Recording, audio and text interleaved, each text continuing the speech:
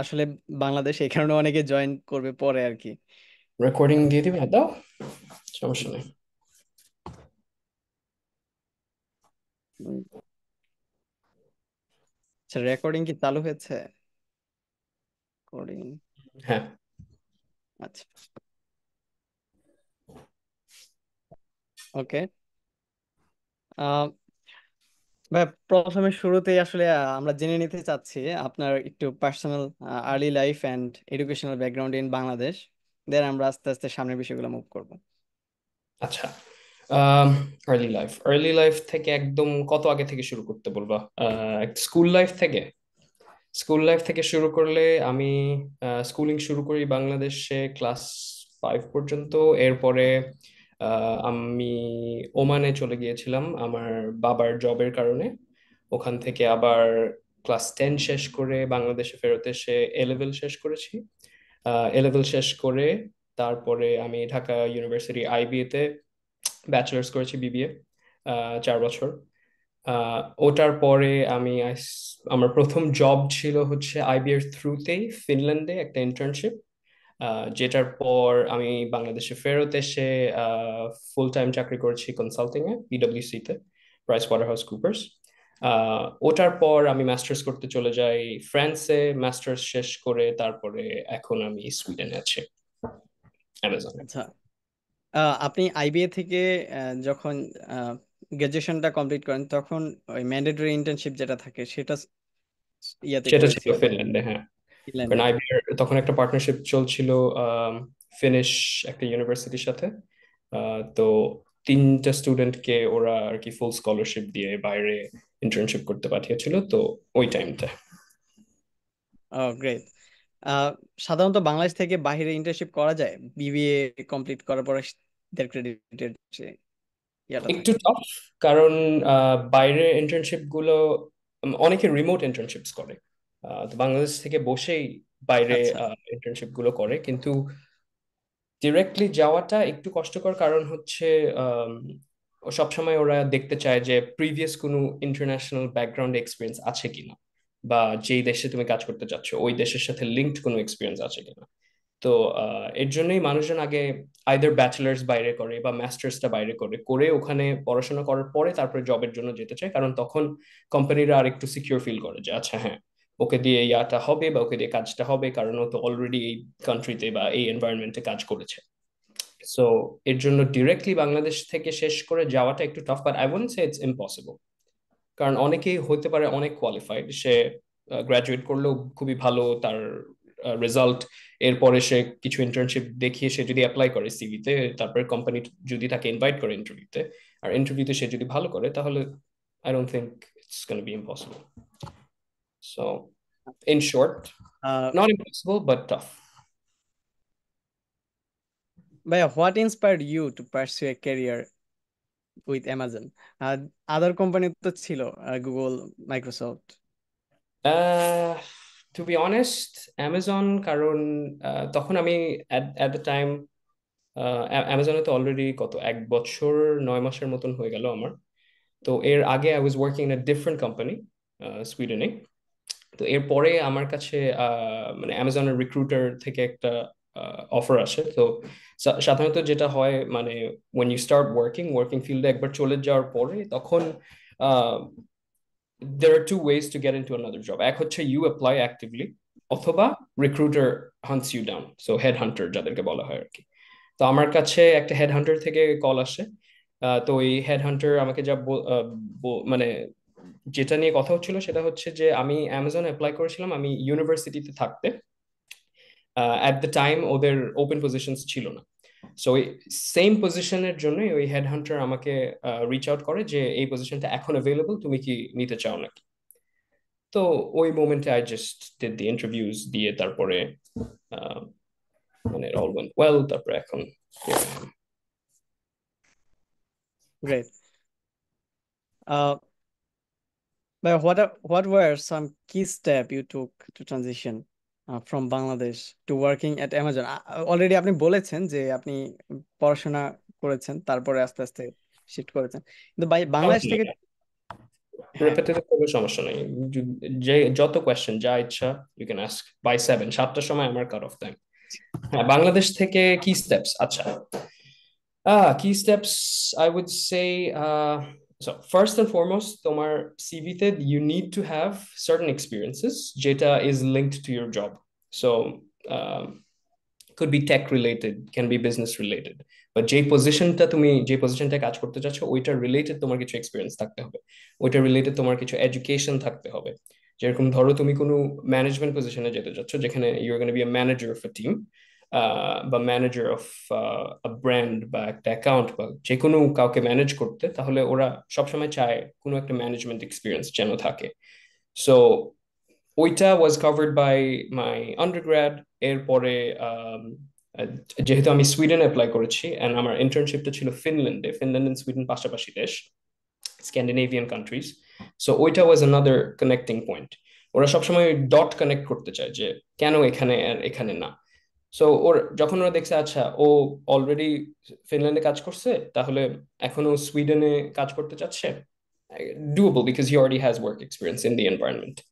So ওইটা আরেকটা connecting dot. তারপরে এরপরে হচ্ছে মাস্টার্সটা। সো মাস্টার্স, যেহেতু ওইটাও বিজনেস রিলেটেড মাস্টার্স ছিল, master in strategic management, so ওইটা was also very closely related to strategic management position.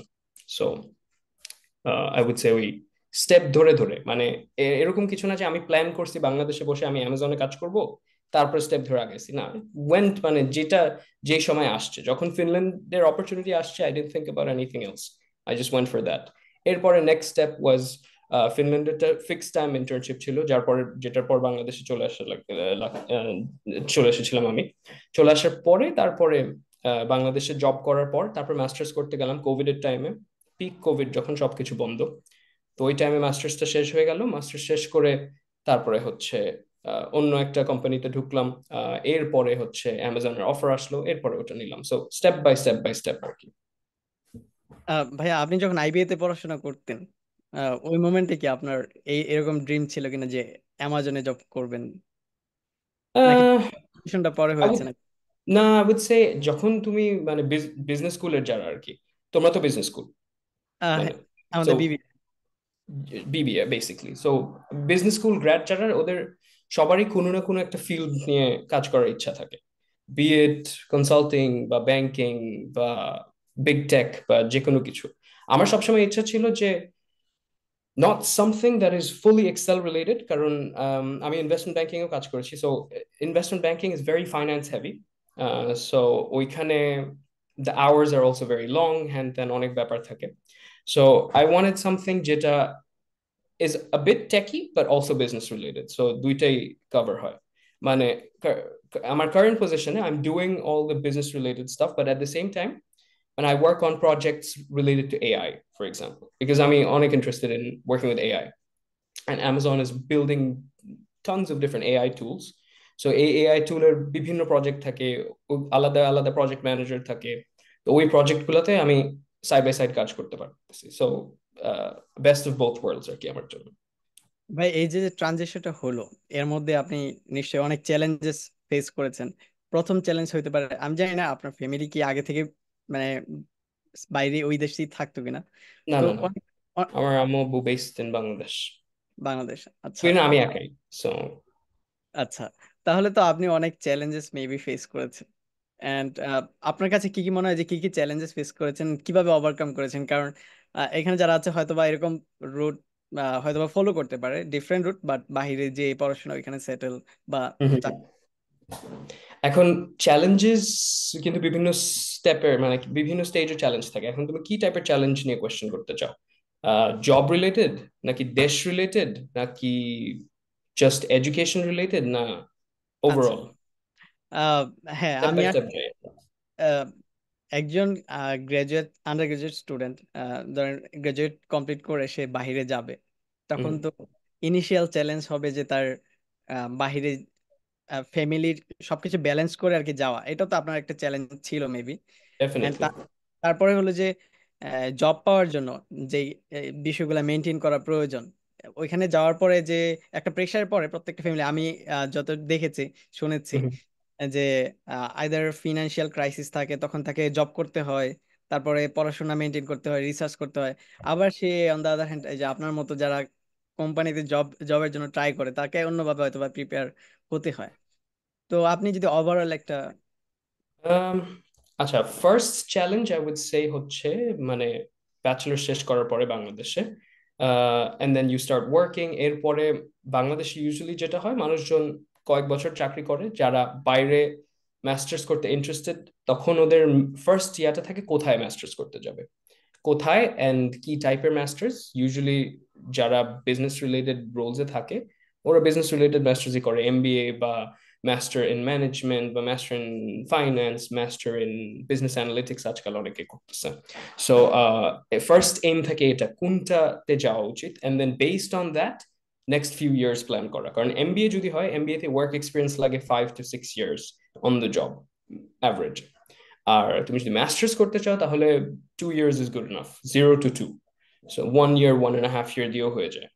তো ফার্স্টে হচ্ছে ওই জিনিসটা প্ল্যান করা যে কোথায় যাব, আম, কোথায় যাব, কোন, তারপরে মানুষজন একটা র্যাঙ্কিং এর ব্যাপার থাকে যে কোন র্যাঙ্কড ইউনিভার্সিটিতে গেলে ভালো হবে।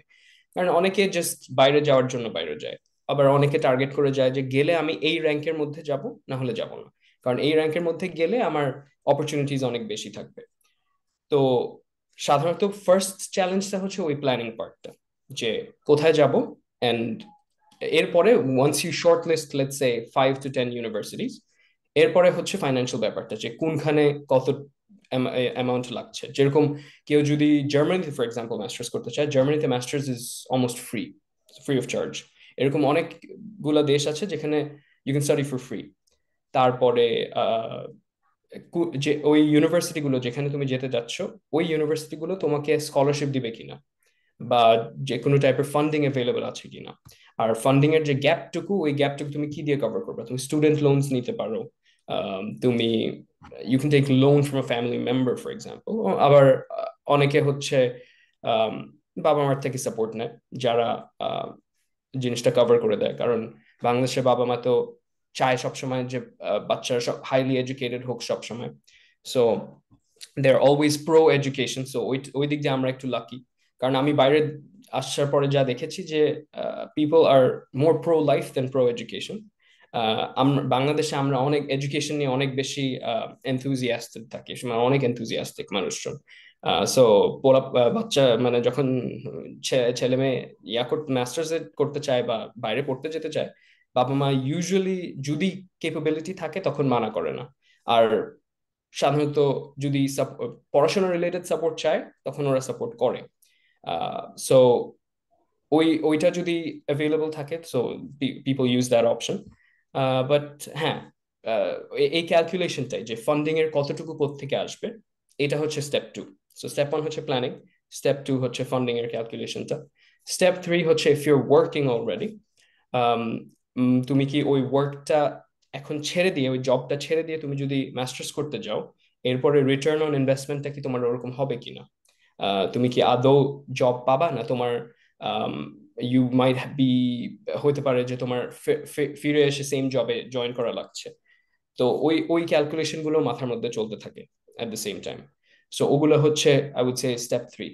Step 4 would be once you make the decision and then make the move, ওই ওই দেশে গিয়ে অ্যাডজাস্ট করা, ওই দেশের মার্কেটে অ্যাডজাস্ট করা। আহ, যখন তুমি পড়াশোনা করছো ওই টাইমে তোমার মানে রেলেভেন্ট ইন্টার্নশিপস পাওয়া। কারণ আমার অনেক ফ্রেন্ড আছে যারা এমবিএ করছে।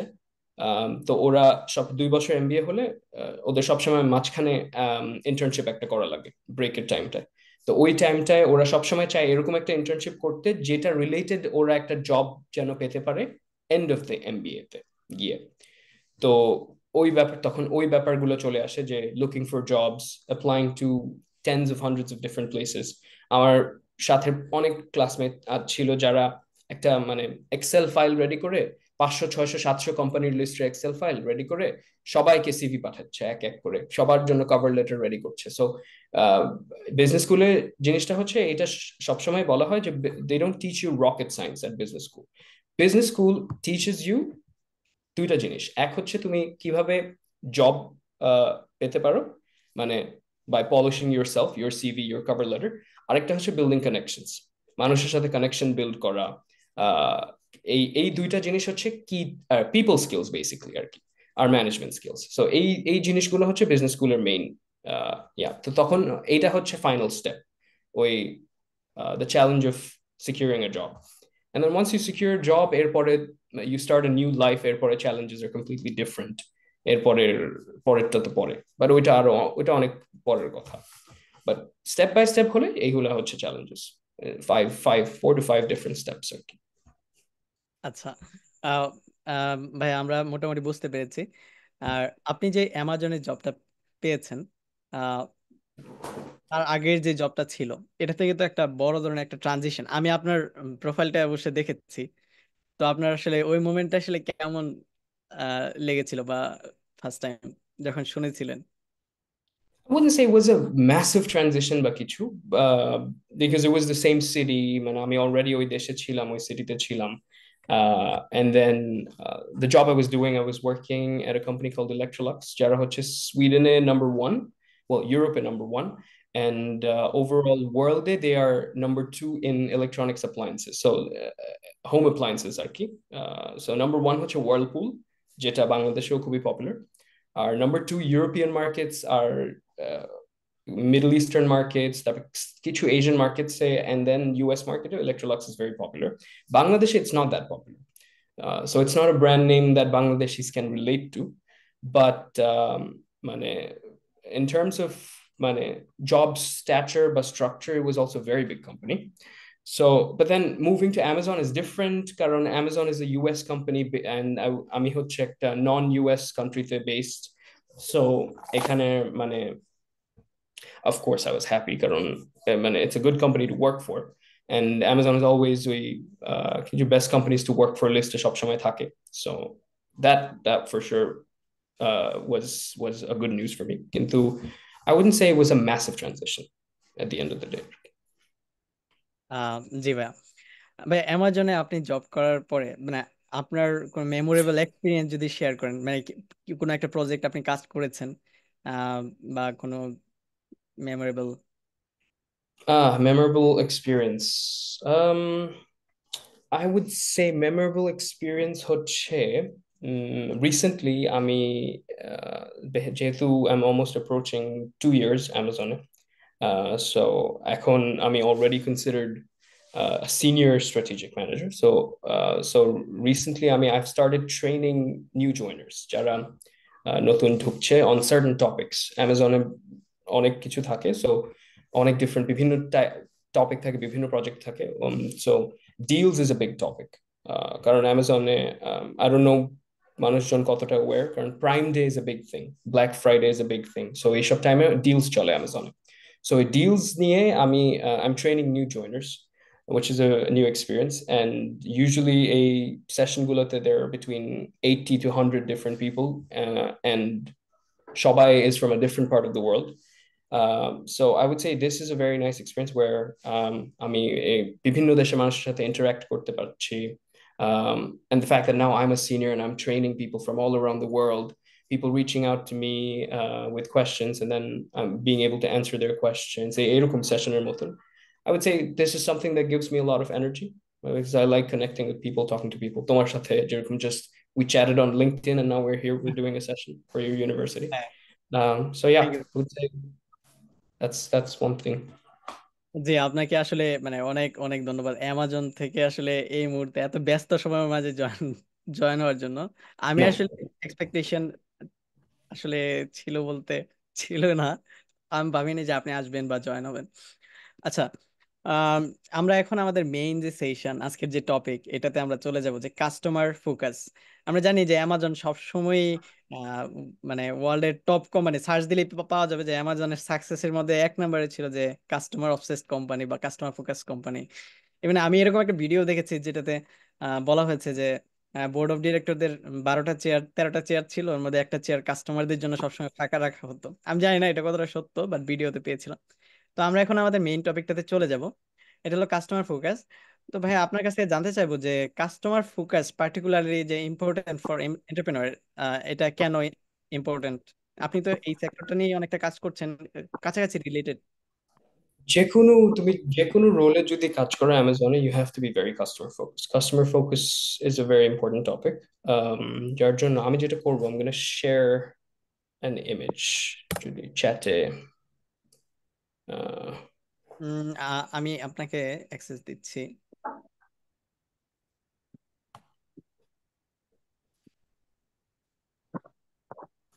আমি চ্যাটে জিনিসটা পেস্ট করেছি, তো তুমি যদি কেউ যদি চায় ওটা চ্যাট থেকে ওপেন করতে পারে। আচ্ছা, আমি তারপর আপনাকে পোস্ট দিয়েছি। জি, চ্যাটে পেয়েছে হোপফুলি। এটা যদি তুমি চাও, তুমি ওপেন করে স্ক্রিন শেয়ার দিতে পারো বা কিছু একটা। We can talk about this for 5 minutes. আপনার এখান থেকে স্ক্রিনশট দেওয়া যাবে ভাইয়া? আমি কি স্ক্রিনশট দিব? দেখি আমি, আমাকে অ্যালাউ করছে না। অ্যালাউ, মাঝখানে শেয়ার স্ক্রিন। আমি দেখতে পাচ্ছি না কোন জিনিসটা শেয়ার হচ্ছে।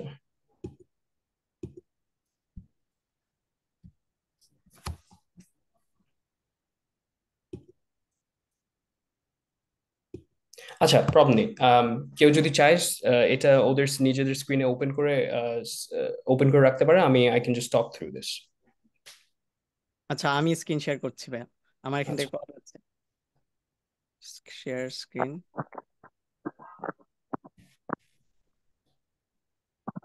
স্ক্রিন শেয়ার কি হচ্ছে? হ্যাঁ হচ্ছে, দেখা যাচ্ছে। জি।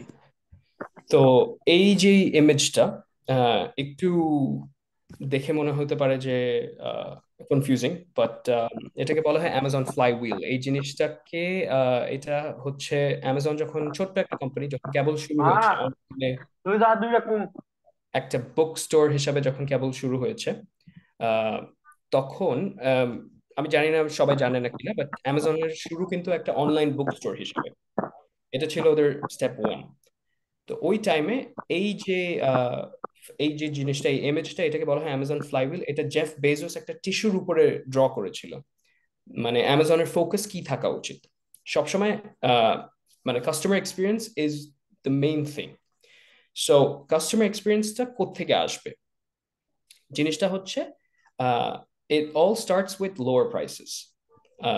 তুমি যদি লোয়ার প্রাইসেস পার্টটা দেখো, আহ, জিনিসটা হচ্ছে যে এই প্রাইসটা, তুমি লোয়ার প্রাইসটা কাস্টমারকে দিবা কিভাবে?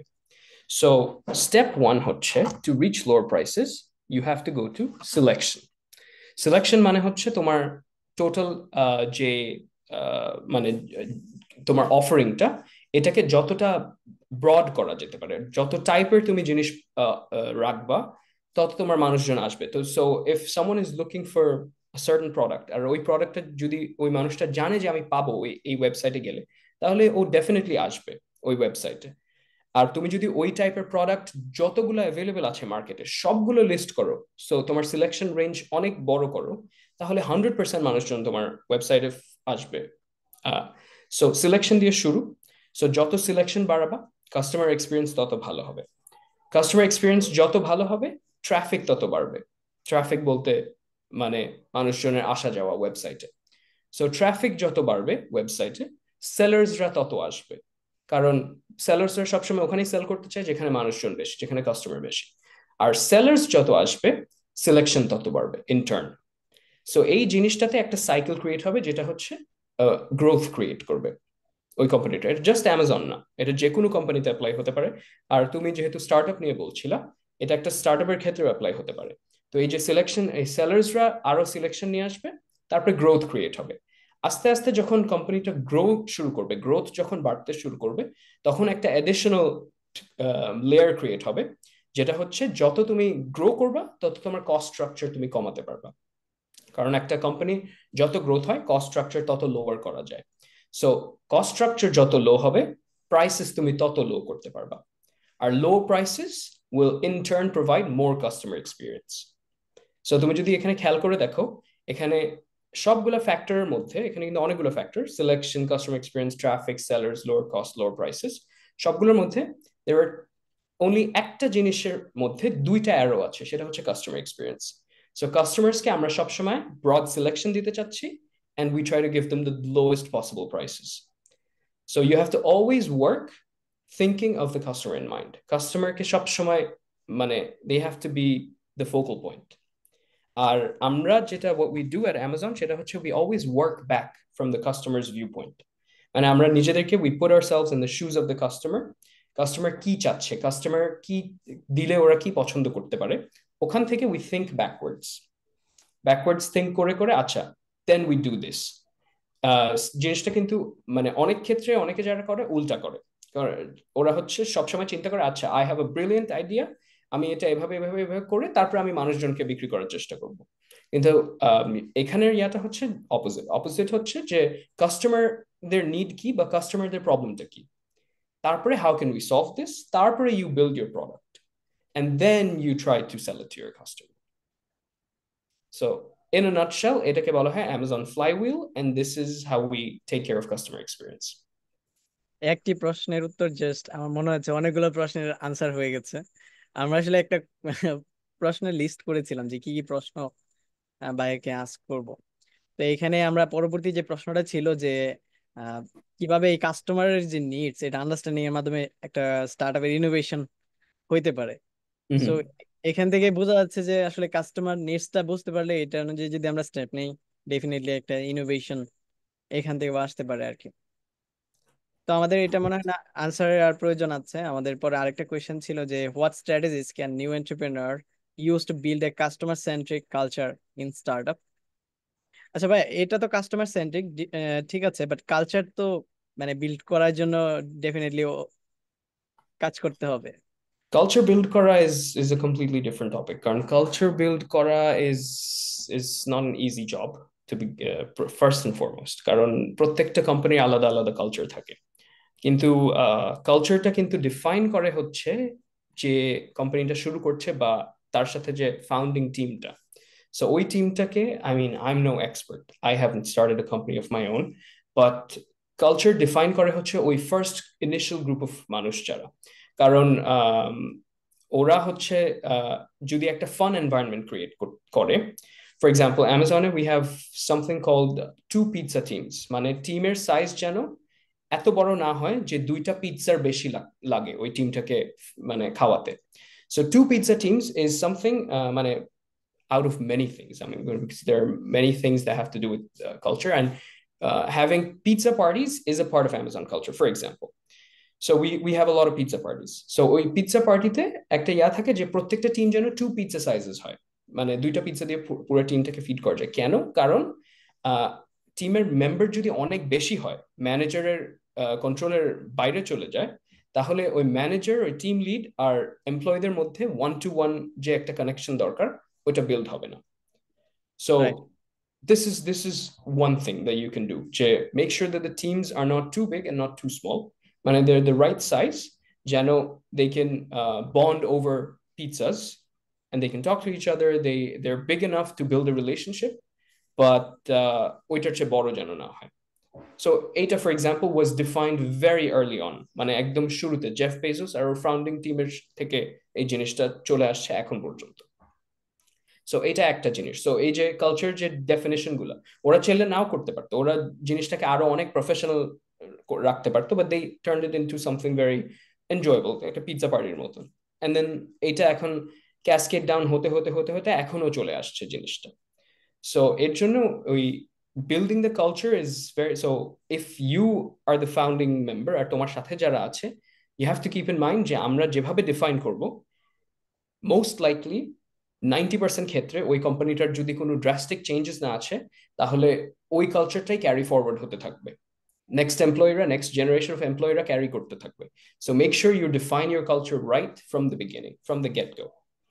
বি ফ্রেন্ডলি, মানে হায়ারার্কি রাখার তেমন কোনো দরকারই নেই, কারণ for example we don't have a lot of hierarchies আমরা যখন কাজ করি, মানে first and foremost nobody refers to their seniors as sir or madam. ব্রিটিশরা যখন আমাদেরকে রুল করতে এসেছিল, তো তখন ওরা আমাদের মধ্যে এই জিনিসগুলো ইনস্টিল করে দিয়েছিল, যখন যেখান থেকে এখন পর্যন্ত আমরা স্যার ম্যাডাম বলছি। কিন্তু ব্রিটেনে, কিন্তু ইউকেতে তুমি যদি আজকে লন্ডনে কোনো অফিসে যাও, everybody is referring to everyone, মানে for example তোমার বয়স, I don't know how old you are, but let's say you're 20, 23, 20। 24 years old. তুমি, you are going to refer to your boss who is probably 50 years old with using his first name. So ওর নাম যদি, I don't know, John বা Richard হয়, you're going to call him Richard and not Mr. Richard বা Sir. Because if you do that, you're going to look like an outlier. So এই যে culture ইয়াগুলো, এগুলো শুরু থেকে বিল্ড করা যেতে পারে, যে you can have a first name basis, but then of course this is impossible বাংলাদেশের কালচারে কনটেক্সটে, বিকজ বাংলাদেশে we don't have that thing যে সবাই ফার্স্ট নেম বেসিসে একজন আরেকজনকে অ্যাড্রেস করবে। But then what I can suggest is at least এই যে ইগো রিলেটেড ইস্যুস গুলো থাকে, মানুষজনের ইগো হার্ট হয়, সালাম না দিলে ইগো হার্ট হয়, বিভিন্ন জিনিস থাকে, এই জিনিসগুলো অ্যাভয়েড করা যেতে পারে শুরু থেকে, to have a more friendly and inclusive culture. কারণ রাইট। ওগুলো হলে যেটা হবে, this is also going to attract people from অন্যান্য বিভিন্ন দেশ, because আমরা কিন্তু as a country, বাংলাদেশ কিন্তু এখন average income is higher than countries like India বা নেপাল বা পাকিস্তান বা আশেপাশের এশিয়ান কান্ট্রি থেকে। and I know a lot of people যারা বাংলাদেশে জব করতে আসে। So if you can build a country, a culture যেখানে তুমি এরকম ইনক্লুসিভ বা ইন্টারন্যাশনাল টাইপের একটা কালচার বিল্ড করছো, তোমার you're gonna get Bangladeshi talent pool, but at the same time you will also see interest from different parts of the world হতে পারে, starting off with South Asia. আহ ভাইয়া আরেকটা প্রশ্ন, আসলে এই জায়গায় না করলে অনেকে ভাববে যে এই প্রশ্নটা আমি কেন করতেছি না।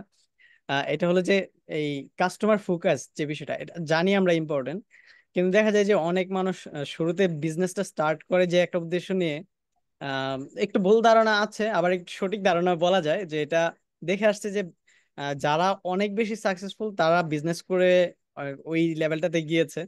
এই কারণে তারা হুট করে প্রপার প্ল্যানিং ছাড়া, প্রপার নলেজ ছাড়া, প্রপার যে ইনফ্রাস্ট্রাকচার আছে ওইগুলো ছাড়াই তারা বিজনেসটা স্টার্ট করে। এন্ড তারপরে তাদের একটাই উদ্দেশ্য থাকে যে ওই পিক লেভেলটা যেটা আমি দেখে টার্গেট করে বিজনেসে আসলাম ওইটা অ্যাচিভ করা। তো সেই ক্ষেত্রে তারা কিন্তু আসলে কাস্টমার ফোকাস যে এটা কিন্তু ভুলে যায়, প্রফিট সেন্ট্রিক বিজনেসের জন্য তারা বেশি ইনফ্লুয়েন্স হয়। তো নতুন যারা এন্টারপ্রেনার আছে বা স্টার্ট করতে যায় তাদের জন্য আপনার আগে থেকে কি কি পরামর্শ থাকবে, যে গাইডলাইন থাকবে যে এটা এটা করা যাবে না, এটা বা কি কি করা লাগবে? গাইডলাইন নাম্বার ওয়ান হবে বি রেডি টু ফেল। কারণ ইউ উইল ফেল, একটা কোনো কিছুতে আগাতে চাই, তুমি যদি যেতে চাও, এটা খুবই রেয়ার যে তুমি সাকসেসের পর সাকসেস পেতে থাকবা without failing, because failure is what's gonna build you up. It sounds very cliche, sounds like a boring thing, but be ready to fail করলে মনে করো না ও আমার তো সব শেষ হয়ে গেল, না, that's your step one, ওখানে that's your learning। কারণ তুমি অনেক কিছু করার পরে জিনিসটা ফেল করছে, তাহলে তুমি জানো যে এখন অনেক কিছুর সাথে এক্সট্রা কোন জিনিসটা অ্যাড করলে ফেল করবে না, বা at least you have an idea যে এই এখন আমি এটার সাথে এই জিনিসটা করলে it's going to be better than last time. So সবসময় as young entrepreneurs you have to keep that in mind, be ready to fail.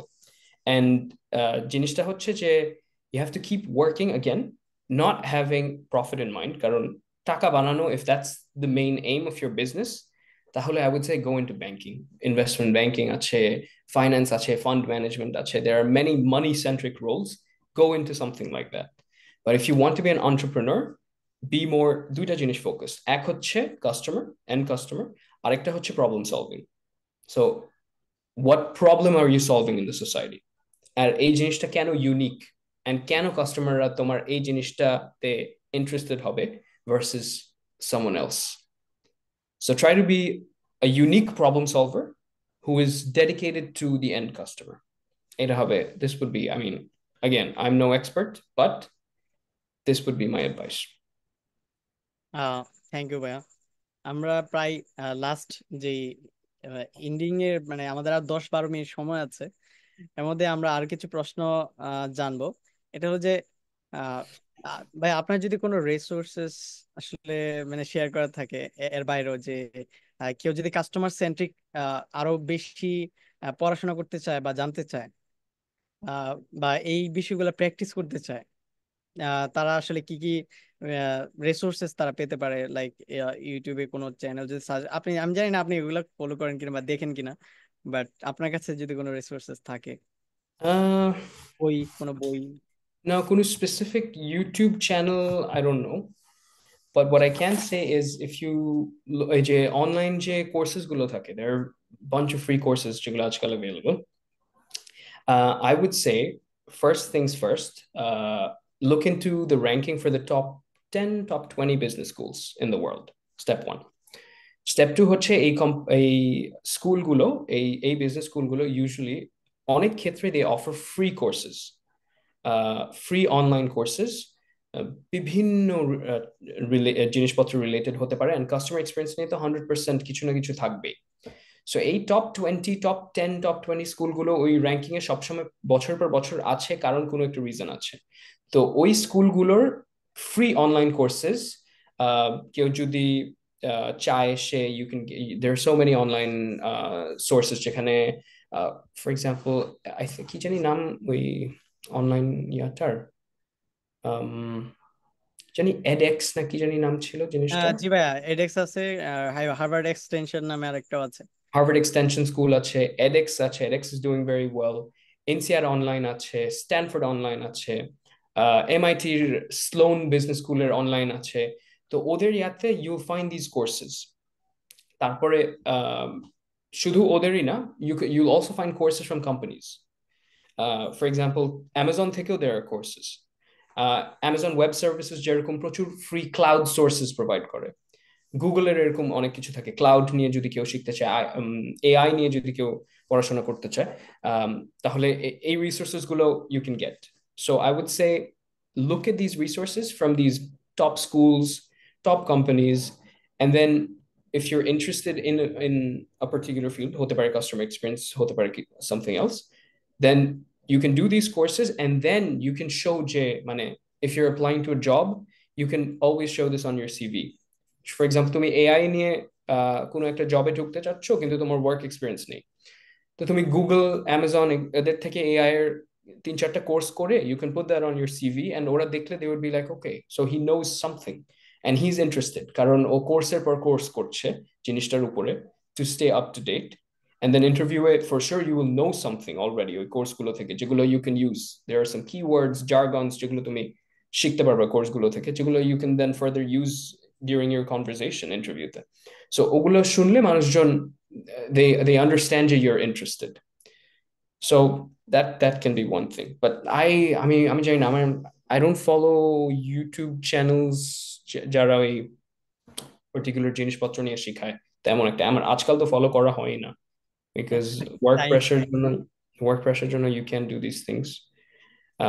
But yeah, uh, but materials definitely available online. I mean, Ajkal, you can even ask ChatGPT. And ChatGPT, if you ask what are the top 10 resources that I can find online for free to learn about customer experience, ChatGPT can give you a bunch of answers. So হ্যাঁ ভাইয়া, right. ভাইয়া একটা আরেকটা important প্রশ্ন আসলে, এটা হলো আপনি তো অ্যামাজনে জব করেছেন, এর আগেও আরো জব করেছেন, আপনার লাইফে অনেক জায়গায় যে জায়গায় কাজ করেছেন, এখানে ডেফিনেটলি আপনার টিমে অনেক মানুষ কাজ করেছে। তো অনেক সময় এরকম কি হয়েছে না যে দেখা যায় যে আপনি টিমের লিডার আছেন বা যে টিমে কাজ করছেন, কিন্তু এমপ্লয়ি সাথে যারা কাজ করছে তারা এতটা মোটিভেটেড না, তারা আইদার মানে কাজটা একটু কম করতে চাচ্ছে আর কি, ফাঁকি দিতে চাচ্ছে। সো তাদেরকে সেম বেনিফিট দেওয়া হচ্ছে, তারপরও তারা এরকম করে অনেক সময়। তো সেই ক্ষেত্রে আপনি আসলে কিভাবে এই জিনিসটা ওভারকাম করেছেন? অ্যামাজন এমপ্লয়ি ডেফিনেটলি আপনি এটা আরো ভালোভাবে হ্যান্ডেল করেছেন। uh, to be very honest, আমি পার্সোনালি এই জিনিসটা ফেস করিনি কোথাওই, কারণ আমার মানে আমার সাথে টিম মেম্বার যারা ছিল through out my life, they were মানে in terms of working they were pretty motivated, মানে কাজ থেকে স্ল্যাক অফ করার মতন মানুষজন ছিল না। বাট there were times যেখানে they were, because একটা টিমে প্রচুর ইন্টারন্যাশনাল মানুষজন থাকে, বিভিন্ন দেশের কালচার বিভিন্ন টাইপের হয়, এরকম ফেস করেছি যেখানে মানুষজন they were not feeling motivated to be a part of the team. কেন? Because first and foremost হতে পারে they were extroverts, introverts, not extroverts, and because of their introverted nature they would not take part in a because আমাদের একটা থাকে, কলিগরা সবসময় after work কোনো একটা কিছু করে, গেট টুগেদারের মতন, once or twice, once per week বা once in 2 weeks, just to know the people that you work with outside of the job environment. So এই জিনিসগুলোতে sometimes you notice যে not everyone participates.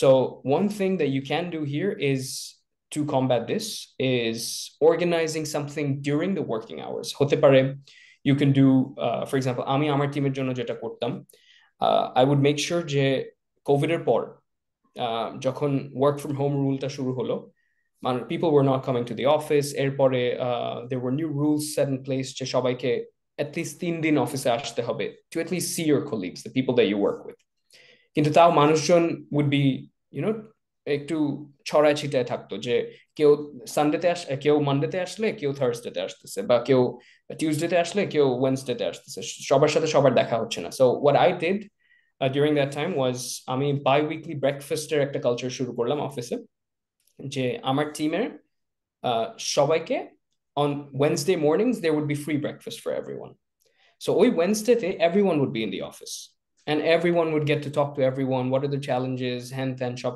and then you get to bond over breakfast so each of tiny steps you can do and then I would do like a monthly dinner with the whole team so I would book a restaurant বা কিছু একটা যেখানে the full team goes for dinner and then people are motivated to show up because it's free it's paid for you're just showing up তোমার কিছু pay করা লাগছে না so ওখানে and then you're getting to meet your colleagues there and outside basically outside of work environment so and then যারা একটু introvert টাইপের থাকে ওরাও they show up as well but then ওভাবে আস্তে আস্তে যেটা হয় যে ইন্ট্রোভার্টেড মানুষজনেরও কারো না কারোর সাথে বন্ড ক্রিয়েট হয়ে যায় টিমের and then they start feeling included so these are some ways you can definitely push people to be more active within the team বাট আমি ওই জিনিসটা কখনো ফেস করিনি যে মানুষজন lazy in terms of work এটা ইউনিভার্সিটির সময় I've seen people do that যে ফ্রি রাইডার্স যাদেরকে বলা হয় প্রজেক্টের সময় থাকে না একদম লাস্টে প্রেজেন্টেশনের দিন রেডি টেডি হয়ে চলে আসে এসে প্রেজেন্টেশনটা এমন ভাবে দেয় যে ওই সব কাজ করছে সো এটা ইউনিভার্সিটির টাইমে ছিল দিস আই ডোন্ট নো এটাকে কেমনে অ্যাভয়েড করা যেতে পারে but I think one good thing is dividing the work and then giving it to that person but then অনেক সময় এটাও হয় যে you know that person will not do that work divide করে যদি ওকে দেওয়া হয় so ওই টিমের মার্কস আর রেপুটেশন বাঁচানোর জন্য you're like okay আমিই করে ফেলছি so এইটা আমার মনে হয় না কোনো কুইক ফিক্স আছে এটার কারণ I think this free rider problem will keep going on যতদিন university will be a concept মানুষের ইয়াতে so I don't হ্যাঁ know I mean you can always talk to this person and be frank and open যে সবাই cannot take on his responsibilities কারণ mark তো at the end of the day say equally পাচ্ছে so ভাইয়া আর 3 minute আছে আমার হ্যাঁ কিছু কোয়েশ্চেন আছে এটা let's হলো go আহ আহ, আমরা যদি বাহিরে এরকম মানে টপ লেভেলের যে ফরচুন 500 কোম্পানিতে ইন্টার্নশিপ করার জন্য নিজেকে প্রিপেয়ার করতে চাই পরবর্তীতে জব করার জন্য প্রিপেয়ার করতে চাই সেভাবে যেমন বাহিরে আমরা মাস্টার্স বা পিএইচডি করতে গেলাম আচ্ছা এখানে একটা শর্ট জাস্ট 1 মিনিট অ্যান্সার দিবেন এটা হলো যে পিএইচডি বেশি ভালো হবে নাকি এমবিএ টা ভালো হবে পিএইচডি তে স্কলারশিপ পাওয়া যায় এন্ড বেশি ফান্ড থাকে বাট রুটটা আসলে কেমন হইতে পারে PhD is not for people I would say যারা যাদের first aim হচ্ছে getting a job PhD is more for people যারা education oriented যারা মাস্টার শেষ করে আরো ফার্দার লার্নিং করে either প্রফেসর হতে চাচ্ছে বা রিসার্চার হতে চাচ্ছে বা they want to be a scholar PhD I would say is for someone like that but if you want to get a job do an MBA or a master's related to business আচ্ছা PhD is not part of business school PhD is a different you can do PhD from যে কোনো টাইপের science related ইয়াও হতে পারে নন সায়েন্টিফিকও হতে পারে বা বিজনেস রিলেটেড হতে পারে বাট I would say তোমার ফোকাস যদি হয় in getting into a job তাহলে do a business related masters or an MBA ভাই অ্যামাজন বা এই ধরনের ফরচুন 500 যে কোম্পানিগুলো আছে এইখানে জব পাওয়ার জন্য আসলে সিভিতে কি কি ক্রাইটেরিয়া মানে বাংলাদেশের পার্সপেক্টিভে দেখা যায় যে সে ফর এক্সাম্পল বাংলাদেশে এইচআর এর জব পাওয়ার জন্য এইচআর এর একটা ইন্টার্নশিপ এইচআর এর একাডেমিক ব্যাকগ্রাউন্ড আর এইচআর রিলেটেড কিছু স্কিল থাকলেই পাওয়া যায় বাট গ্লোবালি যদি আমি এই বিষয়টা দেখি, তখন তো এই সেন্সিভিটা দিয়ে হয়তো বা ওই পার্টিকুলার ফরচুন 500-এ জব পাওয়া যাবে না। তো সেই ক্ষেত্রে আসলে আপনার মানে আমাদের প্রিপেয়ার হওয়ার জন্য কি কি রিকমেন্ডেশন থাকবে? সিম্পল অ্যান্সার হতে পারে you get a masters degree in HR বা পিপল ম্যানেজমেন্ট বা এরকম হিউম্যান রিসোর্স ম্যানেজমেন্ট রিলেটেড কোনো একটা ফিল্ডে ইউ ডু আ মাস্টার্স বা do an MBA, because MBA is general, so it covers everything. It also covers ওই HRM perspective. So one of the two. Do it from, মানে if I had to give this advice আমার ছোট ভাইকে বা আমার ফ্রেন্ডদেরকে, I would say do it from a good school. Do it from a reputable institution. কারণ এই জিনিসটা আমরা বাংলাদেশেও দেখি, সবাই একটা ভালো ইউনিভার্সিটিতে যেতে চায় কারণ ওই ইউনিভার্সিটিটার জব মার্কেটেও নাম ডাক থাকে। তো সেম কনসেপ্ট অ্যাপ্লাইজ এভরিওয়্যার। তুমি একটা এখন তুমি, but you need to know কোন মার্কেটে তুমি যেতে চাচ্ছ, where do you see yourself, কোন কান্ট্রিতে do you see yourself, do you want to work in the US, do you want to work in Europe, do you want to work in Australia, কোথায় যেতে চাচ্ছ, তারপরে ওইখান থেকে base করে মানে তুমি যেখানে যেতে চাচ্ছ ওই মার্কেটে what are some of the reputable institutions or schools, তারপরে ওদের কি কি প্রোগ্রাম আছে, তারপরে এভাবে স্টেপ বাই স্টেপ তোমার আগাতে হবে। তারপরে ডু আ মাস্টার্স, ওইটা করার সময় নেটওয়ার্ক উইথ পিপল যারা ওই ইউনিভার্সিটিতে আগে পড়াশোনা করেছে, তোমার alumni, look them up on LinkedIn, ওরা এখন কি করছে, কোথায় চাকরি করছে, try to reach out to them LinkedIn like you reached out to me, because অ্যালামনাইরা সাধারণত I would say they have a very high response rate. তুমি যদি সেম ইউনিভার্সিটির হও তাহলে মানুষজন খুব ইজিলি রেসপন্ড করবে তোমার মেসেজে। So reach out to them, দেখো how was their experience, how did they apply, how did they get connected. এটা হচ্ছে ওই নেটওয়ার্কিং পার্টটা which is very important in getting a job. So network with people, আর তারপরে keep looking for the options, কারণ এই Fortune 500 মানে কিন্তু 500টা different company, মানে 500টা ডিফারেন্ট ওয়েবসাইট, আর প্রত্যেকটা ওয়েবসাইটে there are job listings, প্রত্যেক দিন নতুন নতুন জব লিস্ট হচ্ছে। look for positions which match your profile, মানে এখন হঠাৎ করে ওরা যদি বলে যে 5 years ওয়ার্ক এক্সপিরিয়েন্স লাগবে এই ফিল্ডে আর একটা সার্টেন ল্যাঙ্গুয়েজ জানা লাগবে যেটা তুমি জানো না, ডোন্ট অ্যাপ্লাই। ফিল্টার করে করে করে করে এই কোন কোন জবগুলোতে তুমি অ্যাপ্লাই করতে পারবে ওগুলোতে অ্যাপ্লাই করো। ও and also make sure as an international candidate একটা জিনিস যেটা খুব ইম্পর্টেন্ট তোমার ইন্টারন্যাশনাল কোম্পানিতে কাজ করার জন্য, সেটা হচ্ছে ভিসা স্পন্সরশিপ। তোমার কোম্পানিকে তোমার ভিসা স্পন্সর করতে হবে। So, and not all the positions have visa sponsorship opportunities. So, ওইটার ইয়াতেও ইন্টারন্যাশনাল ক্যান্ডিডেটরা একটু ডিসঅ্যাডভান্টেজড, কারণ তোমার ধরো 100টা জব থাকলে হয়তো 15-20টাতে ভিসা স্পন্সরশিপ ওরা দিবে, কারণ ফান্ডিং এর ব্যাপার থাকে, সব কোম্পানি এত ফান্ড করতে চান, কিন্তু ইউজুয়ালি Fortune 500 এর they have that money to sponsor more visas, যার জন্য they hire more international people. So also keep that in mind. Thank you so much ভাই। অলরেডি তো আপনার আসলে টাইম স্পেন্ড শেষ, আমরা কি আরো একটা কোয়েশ্চেন নিতে পারি কারো We মানে? have 5 more minutes. Let's go. আচ্ছা, যদি এখানে আমাদের সাথে যারা যুক্ত আছে তাদের যদি কোনো কোয়েশ্চেন থাকে, আমরা আপনি কোয়েশ্চেন করতে পারেন, চ্যাট বক্সেও জানাতে পারেন চাইলে, আনমিউট করে সরাসরি, আনমিউট মনে করার অপশন নাই, চ্যাট বক্সে জানালে আমরা ভাইয়াকে প্রশ্নটা করে দিব।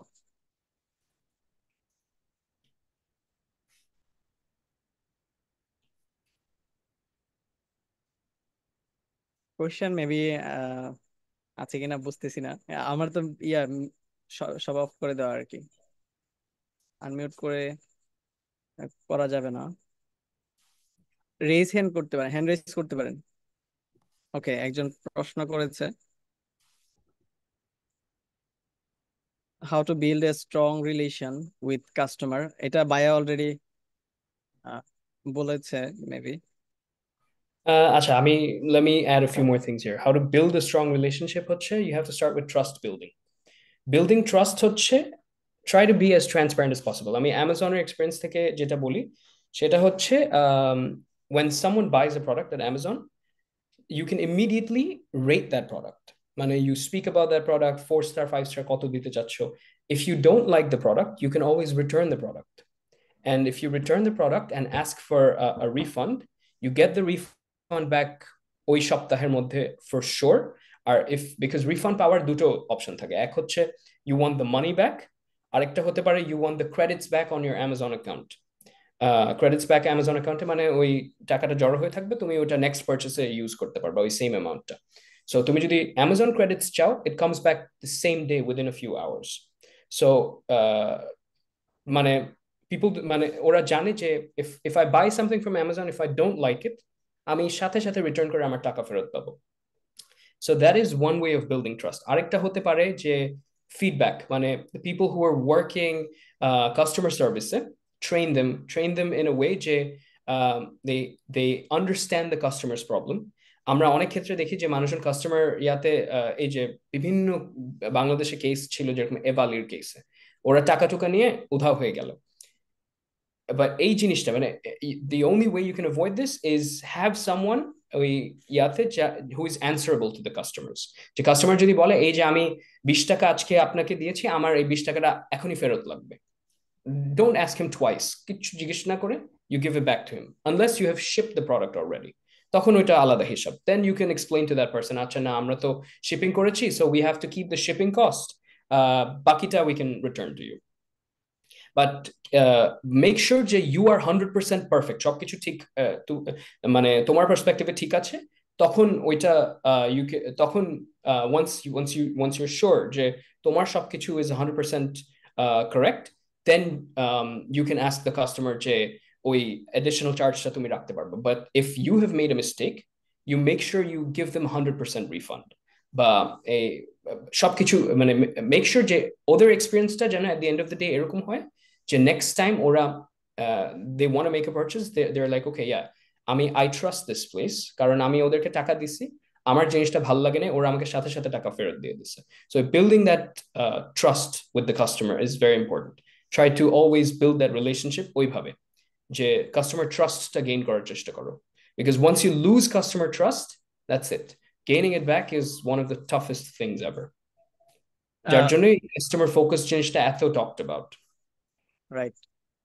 আচ্ছা ভাইয়া, বর্তমানে তো স্টিম এমবিএ একটা নতুন একটা কারিকুলাম ডেভেলপ হচ্ছে বিভিন্ন ইউনিভার্সিটিতে। তো অ্যামাজন বা এই ধরনের কোম্পানিগুলা কি ওইদিকে ফোকাস মানে মুভ করতে চাচ্ছে বা করতেছে কিনা?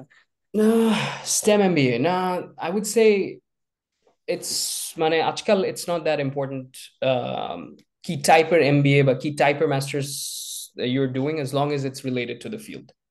So I think I see a question. Austria the masters or MBA ki same naki? MSc and MBA are never the same thing, because MSc can be Master of Science can be in a particular topic, and MBA the hoche Master of Business Administration।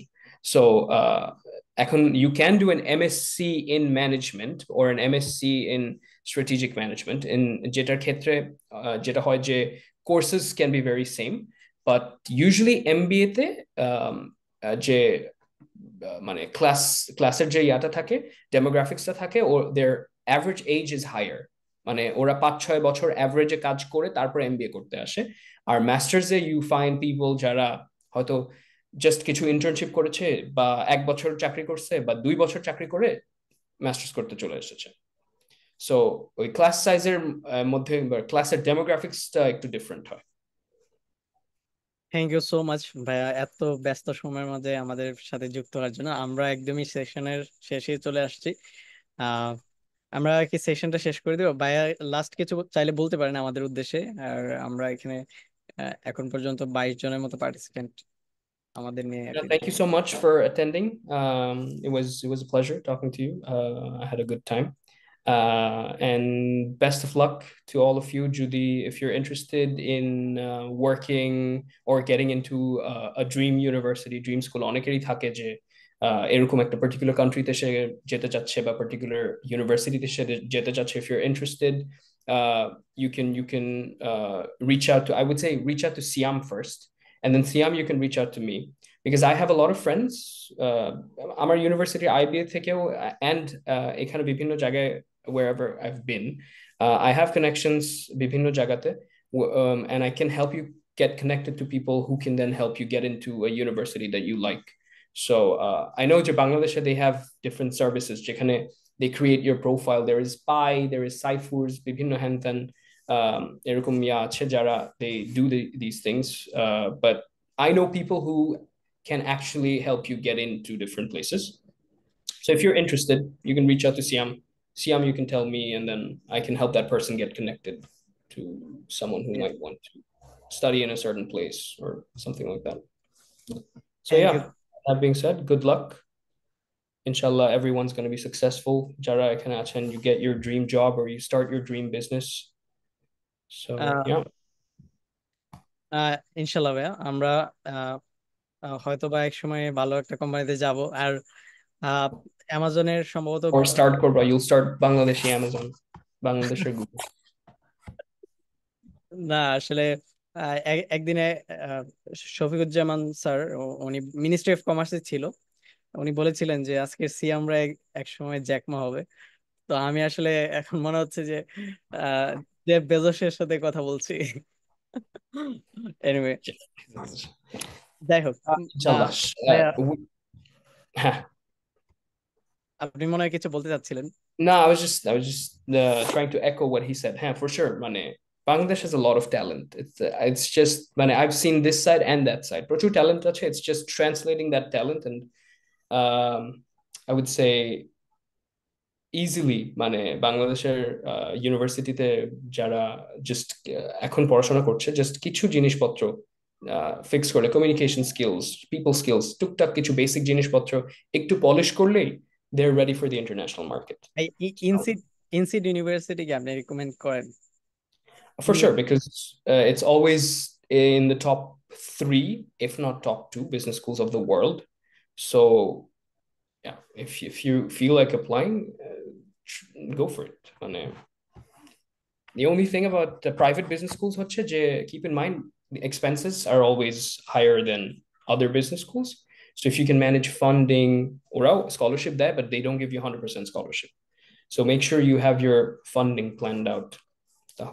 Then it gets easier to plan at least. Thank you so much ভাইয়া। আশা করি আপনিও ভবিষ্যতে আস্তে আস্তে অনেক দূর পর্যন্ত যাবেন। অ্যামাজনে হয়তো বা আপনাকে আমরা আবার দেখবো কোনো এক সময়, অনেক হাই লেভেলে থাকবেন।